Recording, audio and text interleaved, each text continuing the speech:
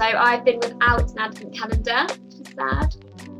We're not police, we're not social services, we're an independent organisation, so you can reach out for private and confidential advice. One of the ways I believe that we can be kind to ourselves is within our relationships. So I've called some people in who know a lot more about this than me. Welcome Katie and Rob from Rising Sun. Hello. I want to know, what is your advent calendar this year? Do you have one? No, so I don't have an advent calendar. It's the first year, shocker. So I've been without an advent calendar, which is sad. So usually my mother-in-law, I suppose, she gets everyone in the family advent calendars. And I don't really know why I got lumbered with this, but for some reason she always gets me a cheese one, but she couldn't find one. So I didn't end up getting one, but I'm fine. So, yeah. Oh, that's sad. You both work for Rising Sun. Tell me a little bit about your role at Rising Sun and kind of what Rising Sun is. We're a charity, and Rob and I both work with young people within that charity who support families who've either are experiencing domestic abuse, or maybe are at risk of domestic abuse.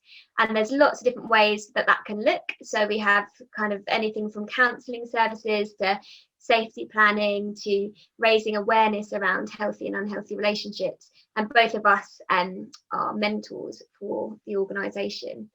We actually work with young people from primary school and up, so age 5, been affected by domestic violence and abuse, offering them support. Focus around healthy and unhealthy relationships, but kind of an independent space for them, someone for them to be able to talk to.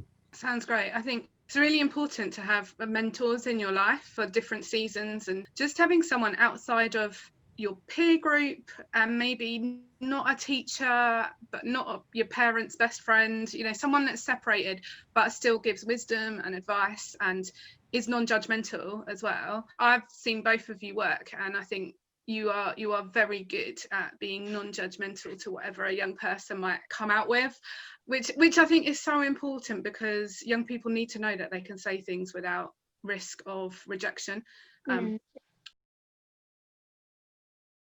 Christmas can be a very difficult time, can't it? I think often it's because families are together. It sounds strange, doesn't it? But actually, I feel like this year it's been a very strange year, hasn't it, with COVID, and perhaps in our normal, such as whatever normal is, but in normal lives, I guess we're often all out doing our own thing, and we don't necessarily spend so much time together. And actually, it is really important to have your own space. We always say that time apart is actually as important as time together, whether that be with immediate family members, a boyfriend, girlfriend. And sometimes, when we're all under one roof as a family, we can clash. It's kind of important to recognise that you may need your own space at times, and you may need to remove yourself from the situation.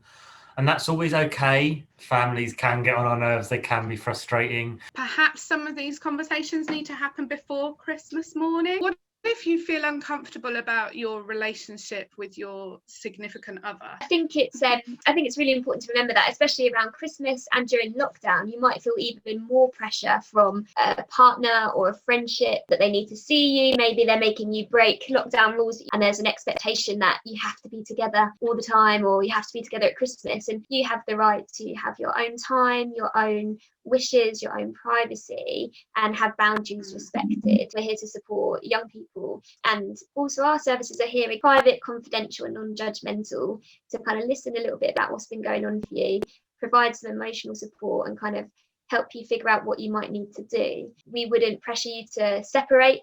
We would just want to listen to what's going on, figure out what we can do, and let you know that there are other options. You're in immediate danger from that person, or you are really frightened, maybe they've threatened to do something to you over the Christmas period, you need to be calling the police on that.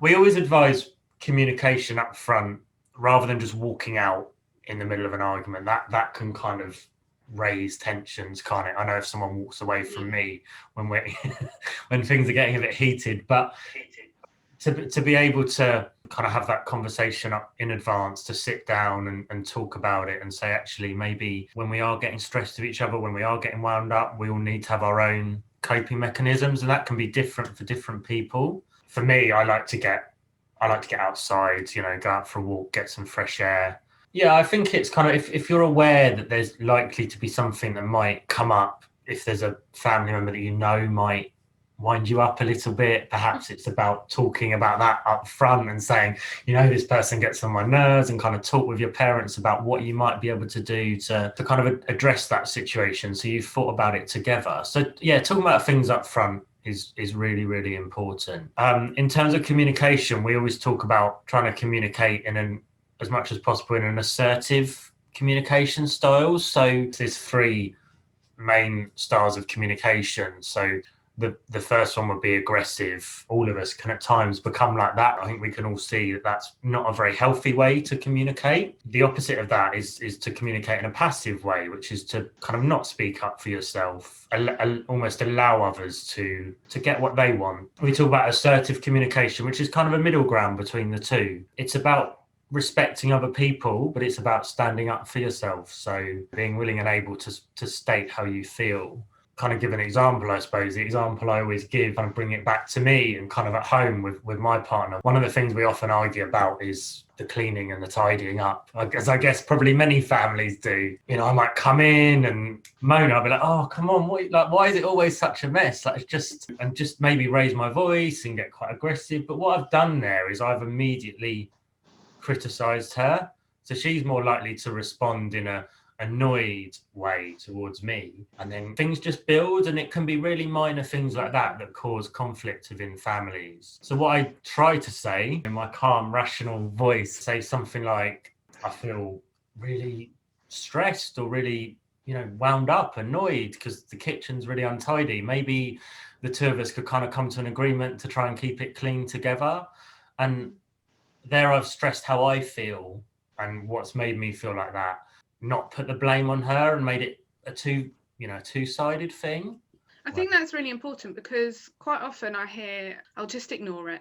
And I know from my experience as a teenager that ignoring it is that passive that becomes explosive, because it just bottles up and it bottles up. And I think it's learning that assertive, like you said, to be able to speak without it being accusing of the other person. Have you got any sort of tips on what we can do really to stop ourselves boiling over, exploding like I was saying? That is a good question. And I suppose everyone is so different, isn't it? Lockdown and COVID might really amplify just that sense of stress or pressure and expectation of Christmas, or just being around people all the time. And I think we're all built really differently, aren't we? But some helpful things, kind of trying somehow to keep your head on about kind of communicating. Maybe it's removing yourself from that situation, and that doesn't necessarily mean, like for me, it'd be going for a walk or just finding a space separate in the house for a cup of tea or something. But it might even be for you, if you don't have that flexibility of space and a big kind of house that you're living in, or you share a room with a sibling, it might literally just be okay, just taking a moment on your bed, just putting in your headphones and just listening to some music or something that just calms you down, and kind of removing yourself from that way, having a bit of privacy, having a bit of time to yourself to kind of simmer before you boil over. So maybe noticing those things in yourself that make you feel like that. And ultimately, it's not about removing yourself and not discussing that and brushing under the carpet and just dealing with yourself, but ultimately it just gets you to that place, hopefully, where you've kind of simmered down a bit, and then maybe you can talk a bit like how Rob was saying to your parent. Probably unlikely that your sibling will respond as well, but you never know, or talking to that person. So yeah, it's really about self-care, doing those things for you that you think are actually going to be helpful for you. It's learning, and perhaps that is something that people have actually done during this year. I know for me, I have learned a lot more about what is good for my emotions. And I think it's important to say, well, from my point of view, it's not wrong that you might feel a little bit tense. We talk about a Coke bottle. So if you shake up a Coke bottle and then you undo it, it just goes everywhere. Then the way I undo it would be I'd undo it really slowly. And I think it's learning those things to undo really slowly. As a teenager, is it all right to take the assertiveness to set boundaries? And How can we do that? I think that's a really good question. And I also think it's quite challenging, because I think it's important, absolutely, as teenagers, as young people, you have the right to feel safe and feel happy, and have your own time. That doesn't mean that you don't listen to your mum and dad if they ask you to tidy your room, or if they ask you to be back at a certain time. But you are entitled to absolutely have your own boundaries about what you feel comfortable, what makes you feel safe, what makes you feel comfortable, and what you're happy with. And so when we talk about setting healthy boundaries, we're just looking at ways in which we can make sure that we can kind of take care of ourselves and not be pressured into do something that we don't want to do, and I think that is hard. I think a lot of that is about kind of communication, which Rob has already touched on, and also kind of our self-care and ways that we can kind of remove ourselves physically. And assertive communication kind of helps communicate that boundary and why it's there and why you want it there. However, obviously, what can be really challenging is that not everybody can respect those boundaries that we have. So we might be very good at putting them in place, or we might feel really nervous about putting them in place, but sometimes they're not always respected. And that's when we might have to start thinking about healthy and unhealthy behaviour. Assertive communication helps setting those boundaries, figuring out for you, like you said, Lou, what actually does help, what does work for you, and then communicating that, and then looking at somebody's reaction to that and questioning, okay, have they respected that? Have they said, okay, I get it, you need 5 minutes? Or are they not respecting that and maybe bullying us and making us feel fearful? What about if we feel scared about the situation that we're in? If you feel you're in immediate risk of harm, then we'd advise calling the police if you feel immediately at risk that you're going to be harmed or a danger. If it's not so immediate, our advice would be to access support. So over Christmas, that might be support from family or friends. So it might be being able to find a quiet moment to speak to another family member, or if we just feel scared about what's going on within our family, then it's reaching out perhaps to a friend, someone who we feel is supportive. Or we'd advise to contact an agency like ourselves, so your local domestic abuse charity. It's difficult. It's always difficult to reach out for help. It's always that first step is really hard, but knowing that there are people out there who will listen and will try to support you. How can we communicate to a parent about another family member that we might feel uncomfortable around? Kind of similar to what I touched on earlier. It's being able to speak about it up front, where you can. It's obviously, if it's in the moment, it's different, but as I mentioned, if there is a family member who you don't feel so comfortable around, it's speaking to your, potentially speaking to your parents up front, expressing your point of view. It's so important. It brings to mind kind of the Coke bottle. We don't find that chance to talk about those fears, those anxieties, then it will explode, and we don't want to explode in the moment with that family member. And if it's in the moment, if you can, trying to remove yourself from the situation, perhaps you might be able to take one family member aside with you could talk to. And yeah, just finding that safe person, isn't it? So like Rob said, talking to somebody maybe before they arrive, but it can be scary, and talking about that, especially if this other family member is well liked by other people, it can be really scary to do that. And so yeah, definitely find your safe person. Feel like you don't have that person directly there. Again, there'll be helplines, different places and different people you can call, so you wouldn't be on your own. We've talked a lot about talking, and talking can actually be quite difficult, can't it?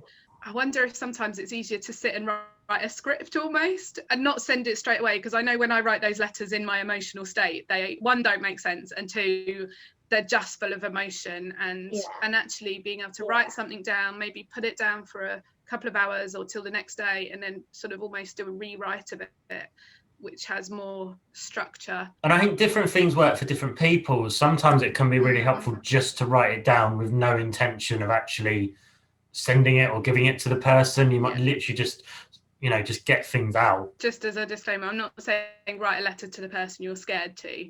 I'm saying write a letter to the person you want to talk to about your fear. We're in tier 3 in Kent, but you are still able to remove yourself from an abusive situation. As far as I'm aware, women's refuge is still open. Yeah, great, absolutely. So we all have the right to live free from fear and free from abuse in this country. And even if you're quarantined, even if you've got COVID and you feel you can't leave the house and government's telling you no, if you're frightened, if you're fearful of your family in danger from domestic abuse, you can leave. So Absolutely, that's right. And there are services that are open 24/7 to help you. So at Rising Sun, and also for Satida in Swale, that kind of cover your area. We've got helplines that are running that you can call and you can access. But ultimately, if you're in immediate danger, as we've already mentioned before, we'd always advise you call the police straight away. First and foremost, get yourself safe, get yourself somewhere you can kind of be safe. And then for many, this kind of process might take time. So we're here for you to offer you support through that time. So it really is about leaning on and seeking help and support that's out there. That's us and Satida. Maybe we can help you go through your options. Maybe we can help support you and put a safety plan together in order to help you do that safely, without judgment and without kind of fear of we'll support whatever your decision is. And I know Satida work the same in that way. It's about thinking, well, what's preventing somebody from being able to make those choices or those next steps? So that's kind of where we can come in. If you do feel uncomfortable about something that's happened within that relationship, it's so important to not keep that to yourself and to reach out, whether that be to another friend or a family member or to services like ourselves. And maybe it's you're worried about a friend, you don't have to reveal anything. For us, if you were ringing our helpline, that's a huge step, and a lot of people don't necessarily feel confident enough to do that because of how somebody else has made them feel. Maybe they made you doubt it's even happening, maybe they doubt it's real, but maybe you're worried about a friend. And again, Satida and Rising Sun and the national helpline that will give you, they're all here to help. We are separate from police. We're not police, we're not social services, we're an independent organisation, so you can reach out for private and confidential advice without that going any further, unless we were worried about any immediate harm or danger to you. When you feel unsafe, the only place you want to go is somewhere that is safe. Yeah. And you need almost as many boundaries in that safe zone as you can, and I think you've really outlined that for people. So thank you so much for joining me today. Have a wonderful Christmas. Thanks so much. Have a nice. Bye. Bye. Bye.